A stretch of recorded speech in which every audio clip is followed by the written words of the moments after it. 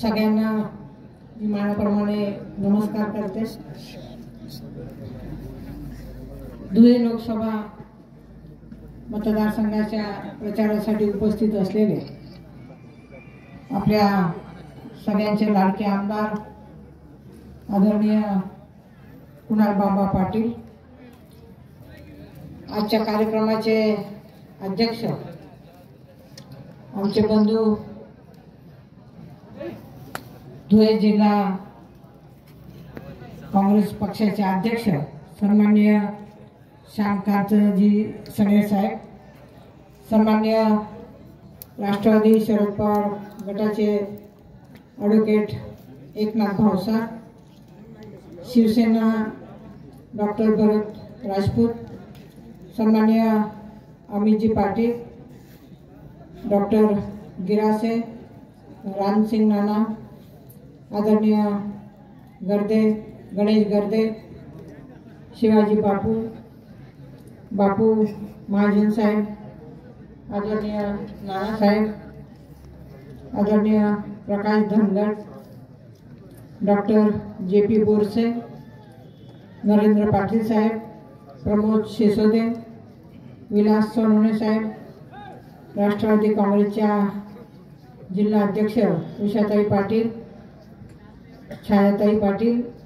या ठिकाणी उपस्थित असलेले व्यासपीठावरील सर्व सन्माननीय मान्यवर आणि चिमठाणा गट, मेथी गट आणि विखरण गट येथील सर्व उपस्थित जीवाभावाचे मतदार बंधू आणि भगिनींनो, धुळे लोकसभा मतदारसंघाची जबाबदारी पक्षश्रेष्ठींनी मला दिली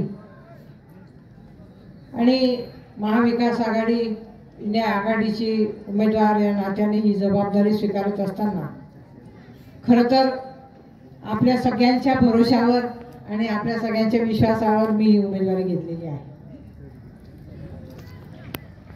संपूर्ण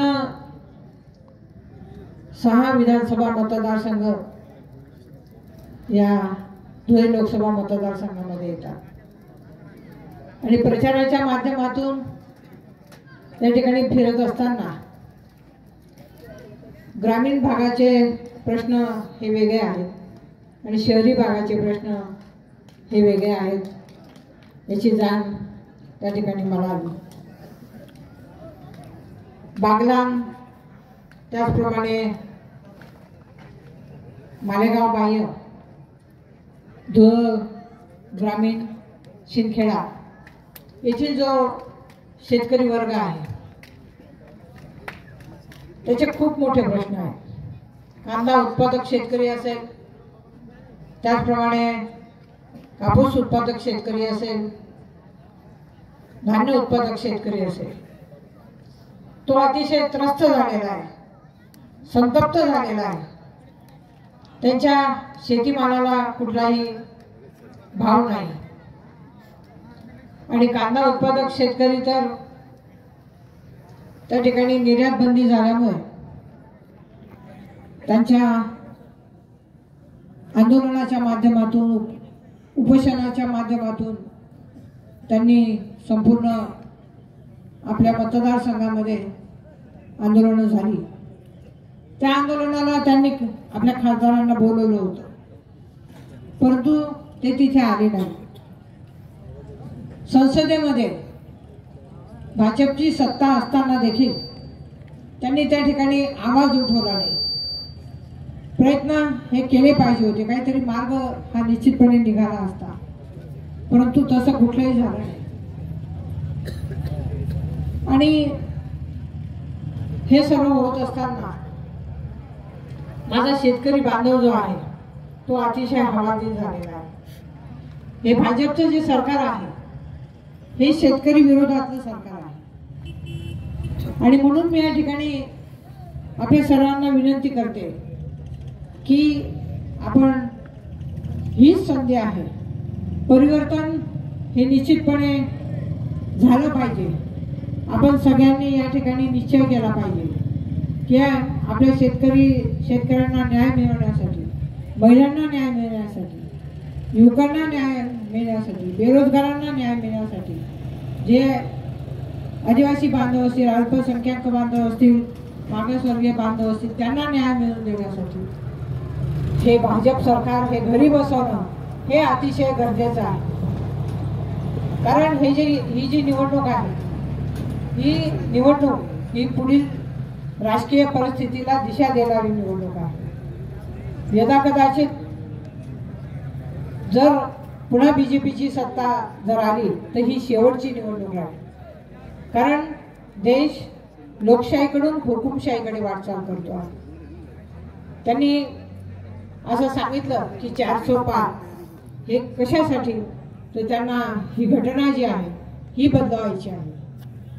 आपल्याला लोकशाही टिकवण्यासाठी, घटना वाचवण्यासाठी आपण निश्चितपणे निर्णय हा घेतला पाहिजे. आपले नेते राहुलजी गांधी यांचा भारत जोडो न्याय यात्रा संपूर्ण देशामध्ये झाली आणि त्यावेळी त्यांनी शेतकरी बांधवांचे, महिलांचे, युवकांचे, बेरोजगार तरुणांचे प्रश्न जाणून घेतले. आणि जो जाहीरनामा या ठिकाणी आपण पत्रकं वाटलेली त्याच्या शेवटच्या पानावर आहे, त्याच्यामध्ये 5 न्याय आणि 25 भरोसे त्यांनी त्या ठिकाणी दिलेले. संपूर्ण देशामधला आणि जगातला अतिशय उत्कृष्ट असा हा जाहीरनामा त्या ठिकाणी झालेला आहे. सर्वत्र या जाहीरनाम्याचं कौतुक होत आहे. आणि शेतकऱ्यांना न्याय देण्याच्या संदर्भात त्यांनी सांगितले की शेतकऱ्यांचा जो सातबारा आहे तो कोरा करणार, संपूर्ण शेतकऱ्याचं 100% कर्जमाफी ही होणार. स्वामीनाथन आयोगाच्या माध्यमातून ज्या शिफारसी त्यांनी केलेल्या आहेत त्यानुसार शेतकऱ्यांना शेतीमालाला हमी भाव हा दिला जाईल हे देखील त्याच्यामध्ये सांगितलेलं आहे. बियाणं, खतं, पेस्टिसाइड्स आणि जे काही शेतीचे अवजार असतात तर त्यांच्यासाठी 18% GST हा आपल्या शेतकऱ्यांना भरावा लागतो. तो GST रद्द करण्याच्या संदर्भामध्ये सांगितलेलं आहे. आणि आयात निर्यातीचं जे काही धोरण आहे ते देखील कमिटीच्या माध्यमातून ते ठरवलं जाईल. महिलांच्या संदर्भामध्ये त्यांनी असं सांगितलं आहे त्या जाहीरनाम्यामध्ये की गरीब कुटुंबातील जी एक महिला आहे तिच्या खात्यामध्ये डायरेक्ट 1 लाख रुपये वर्षाला जमा होतील. त्याचप्रमाणे जी काही केंद्रातली नवीन भरती होईल त्याच्यामध्ये महिलांना 50% आरक्षण त्या ठिकाणी राहील. जी अंगणवाडी वर्कर महिला आहे त्याचप्रमाणे जी महिला त्या ठिकाणी माध्यान्ह भोजन करणारी आहे, आशा वर्कर महिला आहे, तिच्या मानधनामध्ये दुप्पट वाढ होईल. बेरोजगार युवक जो आहे त्याच्यासाठी 30 लाख नोकऱ्या केंद्रामध्ये रिक्त जागा आहेत त्या वर्षभरामध्ये भरल्या जातील आणि हे अतिशय महत्त्वाचं आहे. त्याचप्रमाणे नवीन MIDC एरियामध्ये नवीन उद्योग हे दिले जातील की जेणेकरून युवकांना न्याय मिळेल. या सर्व गोष्टींचा जर आपण या ठिकाणी विचार केला तर निश्चितपणे अतिशय चांगल्या पद्धतीने दिलासा आपल्याला मिळणार आहे. आपल्या ग्रामीण भागामध्ये शेतकऱ्यांचे प्रश्न आहेत, त्याचप्रमाणे शेतीच्या पाण्याचे देखील प्रश्न आहे. मी आपल्याला सांगू इच्छिते की विक्रम तलावातला जो पाण्याचा प्रश्न आहे तो निश्चितपणे खासदार झाल्यानंतर आपल्या आशीर्वादाने हा प्रश्न मी मार्गी लावेल. जो काही केंद्रातल्या अनेक योजना आहेत त्या योजनेच्या माध्यमातून, खासदार निधीच्या माध्यमातून निश्चितपणे हा प्रश्न सोडवण्यासाठी मी प्रयत्न करेन. या ठिकाणी आमचे बंधू श्यामकांत सनेर साहेब हे निश्चितपणे त्यांचं जे काही मतदारसंघामध्ये शिंदखेडा भागामध्ये जे काम आहे